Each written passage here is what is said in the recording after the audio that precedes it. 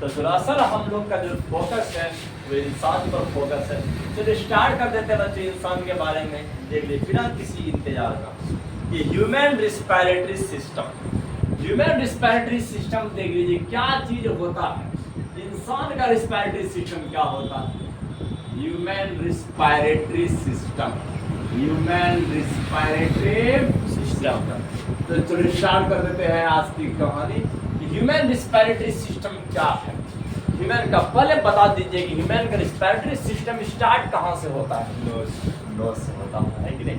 इंसान के पास देख लीजिए हम दो नॉस्ट्रिल है, दो नाक का छेद है कि नहीं? और एक मुंह दो छेद अब तो समझना है, यहाँ से स्टार्ट हो रहा है। हाँ, और मुंह से भी तो कर सकते हैं है कि नहीं? आपका ब्यूकल कैविटी भी हेल्प करता है, लेकिन नॉस्ट्रिल जो बाहरी टू ओपनिंग दिखाई दे रहा है यही से बच्चे स्टार्ट जो होता है यही से होता है।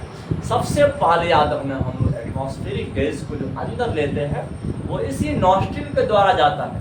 फिर इसके बाद नसल का पेसेज, नाक का जो पेसेज रास्ता है देख लीजिए। पहले स्टार्टिंग टाइम में भाई साहब देख लीजिए ये नॉस्ट्रिल है, यहाँ से एंट्री मारता है, समझना बात को, एंट्री मारता है गैस। इसके बाद ये नसल का पेसेज, देख लीजिए नसल का पेसेज, ये है नसल का रास्ता, ये है नसल का रास्ता। हाँ, तो फिर ये दोनों लेयर एक साथ मिलकर ज्यादा दूर तक नहीं जाते हैं, कुछ दूरी के बाद ये हट जाते हैं, हट जाते हैं। देखिए अब ये अंदर का जो चैम्बर बना हुआ है इसको कहते हैं नसल चैम्बर। इसे क्या कहते हैं? नसल चैम्बर कहते हैं। सबसे पहले नॉस्ट्रिल से एंट्री लेता है, नॉस्ट्रिल बाहरी है बच्चे, बाहरी दरवाजा है। इसके बाद नसल पेसेज से होते हुए कहाँ चले जाते हैं? नसल चैम्बर में चले जाते हैं। हाँ। तो नसल चैम्बर जानते हो बच्चे, नसल चैम्बर आगे जाकर के बच्चों देख लीजिए एक कैविटी बनाते हैं, एक कैविटी बनाते बच्चों, ये कैविटी को देख लीजिए, कैविटी जहाँ पर ये जो नली बोल रहे हो सर इधर से कहाँ से खुला, इधर से कहाँ से खुला है सर? ये जानते हो ये ब्यूकल कैविटी है, ये मुंह का कैविटी है बच्चों, मुंह का कैविटी है। देखिए ब्यूकल कैविटी और नाक का कैविटी एक चैम्बर में जाकर के मुलाकात करते हैं बच्चों, वहाँ पर दोनों का मुलाकात होता है। हाँ, इस चैम्बर में मुंह का नली और नाक का नली सेम हो जाता है, समझना। इसको हम लोग फेरिंग्स कहते हैं, इसको हम लोग क्या कहते हैं? फेरिंग्स कहते हैं। तो फेरिंग्स जानते हो पहला मुलाकात है बच्चों, यहाँ पर नाक का जितना भी ऑक्सीजन है, कार्बन डाइऑक्साइड है, फेरिंग्स में मुलाकात करते हैं। हाँ, और फेरिंग्स के बाद जानते हो बच्चों, फेरिंग्स के बाद जानते हो देख लीजिए अब यहाँ पर जो देख रहे हो नाक वाला नली आगे होता है बच्चों, आगे होता है, और जो क्या कहते हैं मुंह वाला नली होता है ना पीछे होता है। कहाँ होता है? पीछे होता है। यह बात याद रखना, देख लीजिए भोजन वाला नली ना बच्चों पीछे होता है बच्चों, नाक वाला नली आगे होता है। और आगे में जो दिखाई दे रहा है आपका वो सांस वाला नली है। कभी हाँ दूसरों वॉइस बॉक्स बोलेंगे, लेकिन यहाँ पर क्या कहते हैं क्या वो मतलब क्या कहते हैं लेरिंग्स होता है वो जिसको कहते हैं। लेकिन आप देखिए अब इसके पीछे होता है आपका भोजन वाला नली। हाँ, भोजन वाला नली इसके पीछे होता है, लेकिन बच्चे हमारा सिस्टम बहुत तगड़ा है।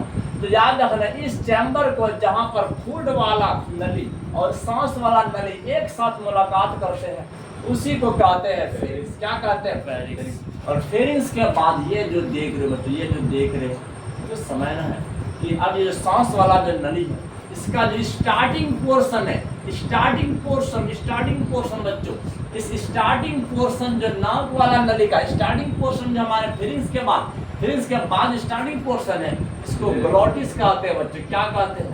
इसको ग्लोटिस कहते हैं।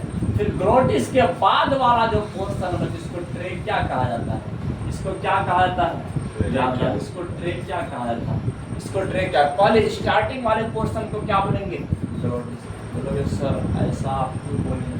आखिर ग्लोटिस आप ऐसा क्यों बोलेंगे? जानते हो इसके पीछे रीजन है। इस जगह ना एक कार्टिलेजनल बॉक्स होता है। इस जगह क्या होता है? कार्टिलेज का बॉक्स होता है बच्चों ग्लेटिस के ऊपर, है कि नहीं?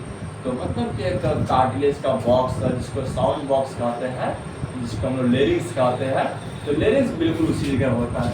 अब यह ग्लोटिस आपकी स्टार्टिंग पोर्शन है बच्चों। किसका स्टार्टिंग पोर्शन है? ट्रेकिया का है। ट्रेकिया याद रखना बच्चों, इसको तो विंड पाइप भी बोल सकते हो, यह आपका हवा वाला पाइप है बच्चों। देख लीजिए आपका हवा वाला पाइप पाइप है। इसी का जो स्टार्टिंग पोर्शन है जिसको क्या कहते हैं, ग्लोटिस। ग्लोटिस। और ग्लोटिस पर ही क्या होता है ना कि एक बच्चों कार्टिलेज का बना हुआ तो एक बॉक्स टाइप का होता है, कार्टिलेज का बना हुआ बच्चों एक बॉक्स टाइप का होता है। इसके ऊपर पे कार्टिलेज का बना हुआ बच्चों बॉक्स टाइप का होता है जिसको हम लोग लेरिंग्स कहते हैं। क्या कहते हैं, जिसको लेरिंग्स कहते हैं बच्चों। और इसी लेरिंग्स जब जानते हो सांस वाला नली जब रफ्तार से पास होते हैं उस जगह तो लेरिंग्स वाइब्रेट करते हैं, लेरिंग्स वाइब्रेट करते हैं, ये वाइब्रेट करते हैं। हाँ, और वो साउंड प्रोडक्शन में मदद करते हैं। कि साउंड प्रोडक्शन में जानते हो दो चीज़ का होना बहुत ज़रूरी है, एक तो टर्न आपका जो टर्न जीव है और दूसरा लेरिंग्स का वाइब्रेशन, दोनों ही मदद करते हैं बच्चों क्या कहते हैं बोलने में। हाँ, वैसे अगर जीव काट लिया जाए तो तुम नहीं बोल पाओगे बच्चों, कोई भी सेंटेंस नहीं निकलेगा, है कि नहीं। जीव का ही मूवमेंट जानते हो आप किसी चीज़ को बोल पाते हो। अब और दूसरा लेरिंग्स हो गया, लेरिंग्स वाइब्रेशन प्रोवाइड करते हैं। अगर वो वाइब्रेट ना करेंगे तो इंसान जानते हो बच्चों नहीं बोल पाएगा, है कि नहीं, क्योंकि वाइब्रेशन जरूरी होता है बच्चों साउंड के लिए। तो ये जो लेरिंग्स देख रहे हो इसको बच्चों क्या कहते हैं, साउंड बॉक्स भी कहते हैं। इसे साउंड बॉक्स भी कहते हैं, आवाज वाला बक्सा है कि नहीं। और ये पूरा लेरिंग्स याद रखना कार्टिलेज से मिलकर बना हुआ रहता है। किससे, जो कार्टिलेज से जानते हो ना रे बच्चों, कार्टिलेज और बॉल अलग होता है कि नहीं बच्चों। एक तो हड्डी होता है, एक तो वो खाने वाला हड्डी कार्टिलेज है कि नहीं बच्चों। इसमें तो क्या आपका प्रोटीन और शुगर रहता है, कोई नुकसान नहीं करने वाला है। हाँ, तुम चबा चबा के खा ली। बहुत सारे इंसान तो पतला पतला देखते हैं कार्टिलेज, अरे ये जो लास्ट वाला पोर्शन निकल लसीब से दर्द कर रहा है। और दूसरा ये आपका जो ईयर है, देखो ऐसे हड्डी का प्रॉपर्टी नहीं है घूम जाना, हड्डी तो ये है हाथ काट दे रहे बीच से मोड़ के देखो लेकिन हॉस्पिटल पहुंचा देगा। तो बात ऐसे होता है, तो कार्टिलेज को तुम मोड़ सकते हो बच्चों, उसमें कैल्शियम कार्बोनेट नहीं होता है, इसको मोड़ सकते हैं। हाँ देख लीजिए मोड़ लिया, इस प्रकार से इजीली फ्लेक्सिबल होता है क्योंकि ये शुगर और प्रोटीन से मिलकर बना हुआ रहता है। हाँ, यह बात याद रखना बच्चों। कौन किस तरह से बना हुआ रहता है, शुगर और प्रोटीन। देख लीजिए शुगर और प्रोटीन से, शुगर आपका वही क्या कहते हैं ग्लूकोज है कि नहीं, शुगर और प्रोटीन मिलकर के बना हुआ है ये ईयर सर। हाँ बस ये कार्टिलेज आपका शुगर प्रोटीन से बना है। इसको तुम दांत से जोर से दबाओगे टुकड़ा हो जाएगा, है कि नहीं बात है। अरे खाए और बच्चों क्या करते हैं लोग तो बहुत ज़्यादा खाते, चलिए तो खाते चलिए और बहुत सारा कम खाते होंगे। तो जानते हो ये आपका दो ज्वाइंट यहाँ पर ज्वाइंट पर भी होता है, ज्वाइंट पर भी बच्चों ये मूवमेंट प्रोवाइड करता है। आज देख लीजिए हमारा हाथ जो घूम रहा है ना कार्टिलेज के चलते ही। हाँ, क्योंकि अगर कार्टिलेज नहीं आता क्या कहते हैं वो बॉन से घसीटा जाता है, घसीटा जाता है। हाँ, उसके ज्वाइंट पर आता है, दोनों पर पतला पतला लेयर हो जाता है और जिसके चलते आसानी से मूवमेंट करता है। हाँ, तो वो लेयर जो होता है हर बॉन के ज्वाइंट पर वो कार्टिलेज का ही होता है, देखिए जो कि शुगर और प्रोटीन से मिलकर बना होना चाहिए बच्चों। इसी कार्टिलेज से लेरिंग्स बनता है जिसके वाइब्रेशन से साउंड उत्पन्न होता है, इसीलिए लेरिंग्स को क्या कहा गया है, साउंड बॉक्स कहा गया है। इन सबको समझना है।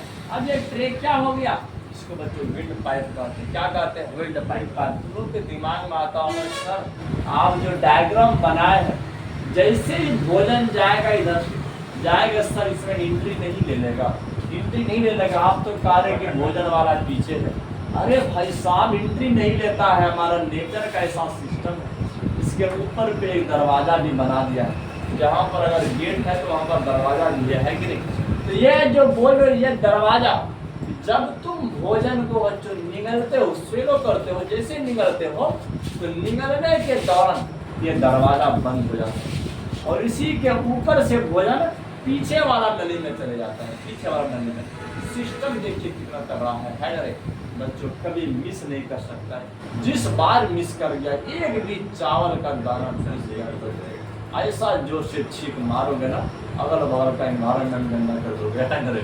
दूसरा टाइम से तुमको कोई खाना खाने के लिए साथ में सर, बैठाएगा। जब हम बचपन में फिगर बनाते थे ना आदमी का, बहुत ये बोलता है ना इसको जीवन देना पड़ेगा, जीवन देना पहले नहीं बोलता था सर।